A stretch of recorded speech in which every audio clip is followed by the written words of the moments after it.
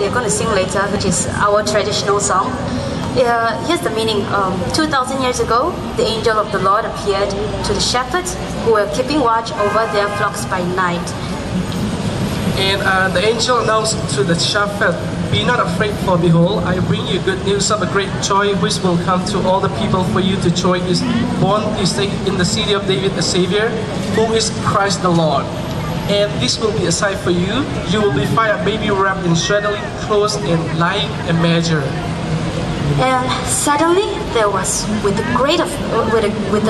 angel, a multitude of heavenly hosts praising God and saying, "Glory to God in the highest, and on earth peace among men with whom he is pleased." And when the angel went away from them into the heaven, the shepherds said to one another, "Let us go over to Bethlehem and see this thing that has happened, which the Lord has made known to us." Now, when Jesus was born in Bethlehem of Judea, wise men from the east, who were following the star in search of the newborn king, and come and meet baby Jesus in Bethlehem, they bowed and worshipped him, offering treasures of gold, frankincense, and myrrh. So without further ado, we'd like to present you the Drum of Advent in Zomi context.